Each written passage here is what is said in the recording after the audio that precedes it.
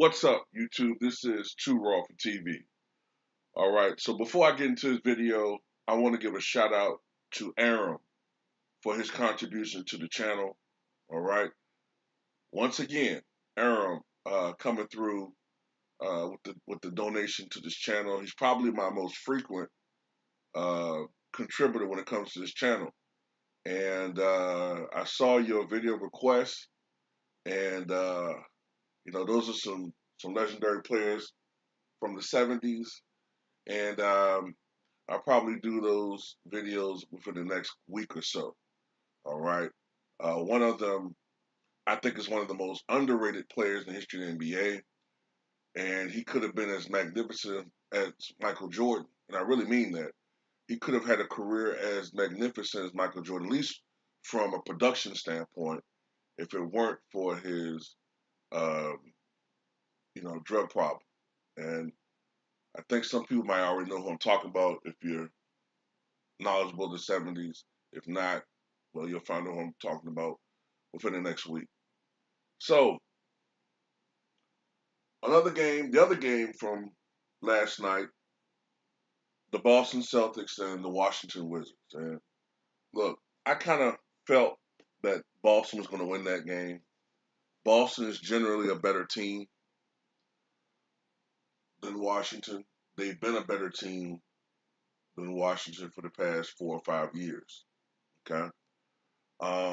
They've been underachieving in the playoffs, but they're just a better team.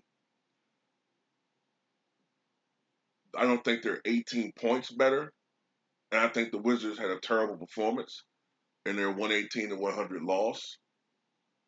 And does Russell Westbrook share some responsibility?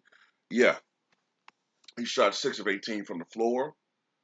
You would hope that he shoots a little better than that. You know what I'm saying? But he did not shoot the ball well. My problem tonight is, this morning, is this.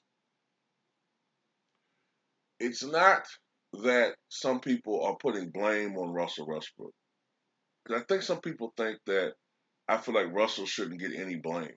Of course he should get some blame.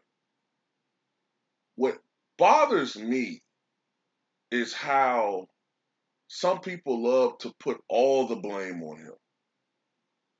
Like, I'm watching Stephen A. Smith, this Curious George head-shaped, lying sack of fucking shit, right?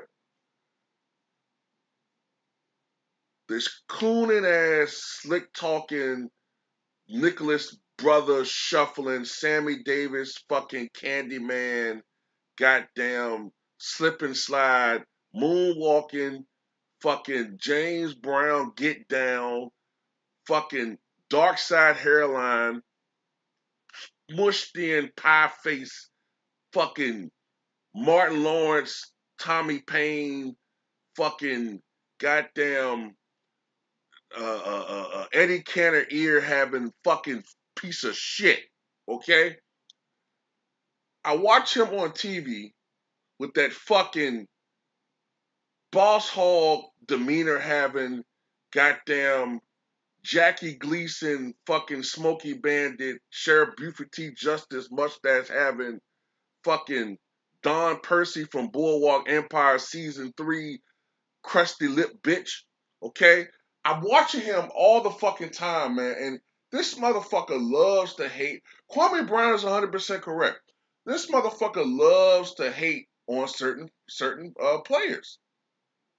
He doesn't like Russell Westbrook, and he doesn't like Kyrie Irving. And I said, I've told you before, but you won't fucking listen to me, some of you. Notice how he will never criticize James Harden. James Harden can come out this fucking playoffs, right? And absolutely stink it up. But he'll say something like this. Well, James Harden, yes, he should have played better. But, I put this loss squarely on Steve Nash. He will say some shit like that, and you think I'm lying. I'm telling you right now, because James Harden gives him access. He used to shit on Kevin Durant until Kevin Durant started giving him a sensibility. That's all this motherfucker gives a fuck about. Okay? If you rub him the wrong way, he'll shit on you. This is how he flaunts his authority, or what authority he thinks he has in the media. They love to control this narrative. If they don't fucking like you, they're going to shit on you. These are the facts. I thought this was Bradley Beal's team.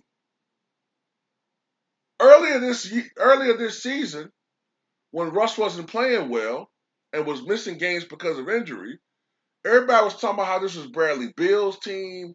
Bradley Beal was leading the NBA scoring at one point with 34 points a game. He's a beast. He's that. This is the same dude that battled Steph Curry for the scoring title, right? I didn't hear the motherfuckers mention Bradley Beal one fucking time. Not once on that pathetic ass show of theirs. Not once. Now he only had 22 points. He missed 15 out of 25 shots. That doesn't have anything to do with why they lost. The fact that they don't have a consistent third scorer, while Boston has, even without Jaylen Brown, they have more offensive weapons. That has nothing to do with it. The fact that Washington is a horrendous defensive team. That has nothing to do with it. Nothing. The fact that Scott Brooks consistently gets outcoached has nothing to do with it.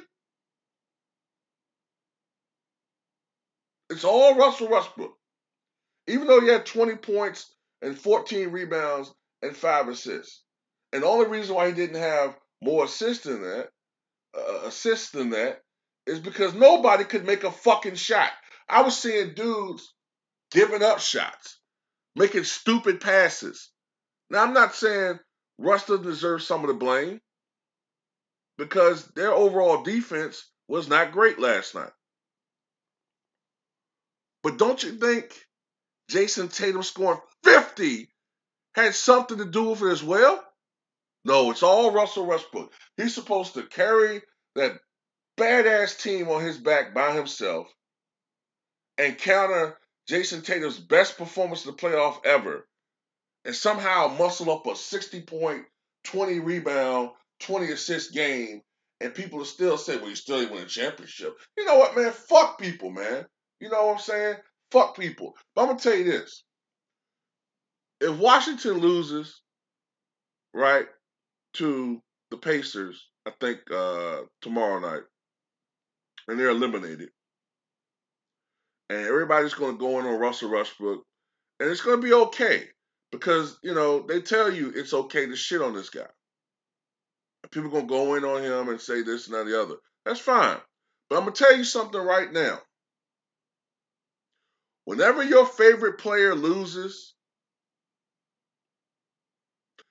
and I critique that player, don't come on my fucking channel and accuse me of being a hater. Don't you fucking dare come on my channel and accuse me of being a hater. Okay? Don't get all sensitive then and all of your feelings and accuse me or other people of being haters then.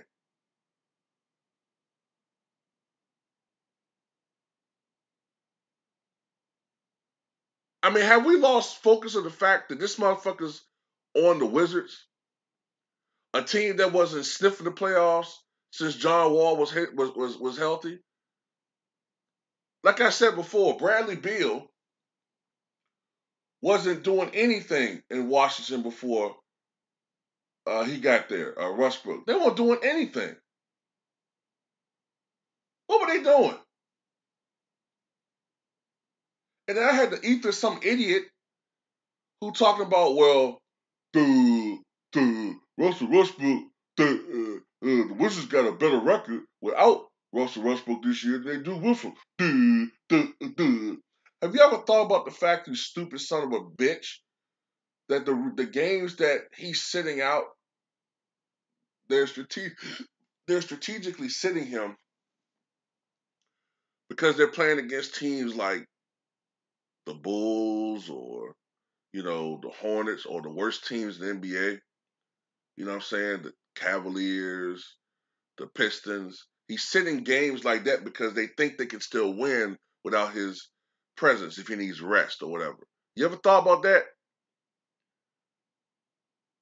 That's like saying, well, the Raptors in 2019 had a better win percentage without Kawhi Leonard in the lineup than they did with him, which is true. They won, I think, 69% of their games with Kawhi Leonard and 72% of their games without him. So if you look at that, wow, that's saying that, wow, they're better off without Kawhi Leonard. Do we really believe that? Or do we believe what I said? That the games that Kawhi Leonard didn't play, strategic load management, he didn't play games that they thought that they could win without him against cellar dwellers. You stupid motherfucker.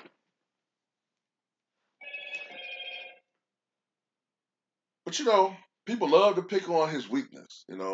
This guy's the greatest rebounding point guard we've ever seen.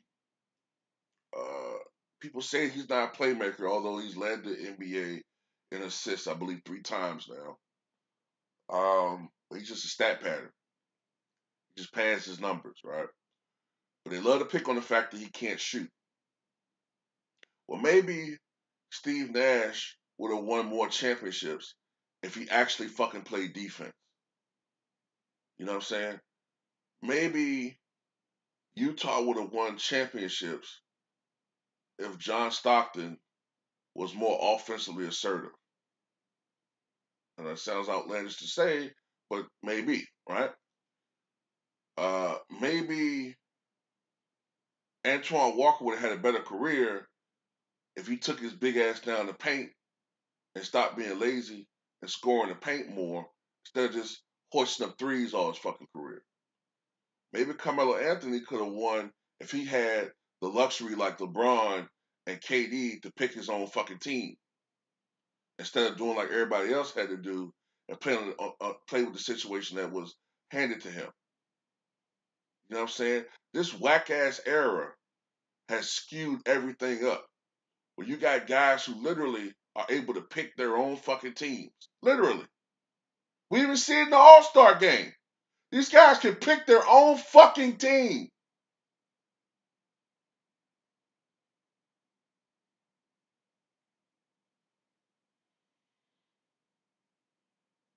And last but not least, can the media make up their fucking mind about where to place Russell Westbrook? Can you make up your mind? When he was going and through his streak and approaching Oscar all-time official triple-double record mark, and then he passed it, he's the second greatest point guard next to Magic. Okay, now all of a sudden he's overrated bum Westbrook again. Can these motherfuckers make up their mind as to where to put him at? Because I've been consistent. He's not the second greatest point guard. He's not top 5. I'm struggling to put him top 10. Is he a Hall of Famer? Yes. So you guys like to set him up so he can fail. So Stephen A. Smith, fuck you. Max Kellerman, fuck you as well. Fuck you, Skip Bayless. Fuck all of you. I'm glad Kwame Brown is ethering you motherfuckers now, exposing you motherfuckers for the frauds that you are. All you are a bunch of fucking niggas that get paid to shit on other black men. Absolutely, I agree with that 100%. You know what I'm saying? And Stephen A. Smith, I hope, you know what, man? Stephen A. Smith, you're the worst one. You're the worst one. You know what I'm saying? You're the absolute worst example. You like to fuck, you don't fool me.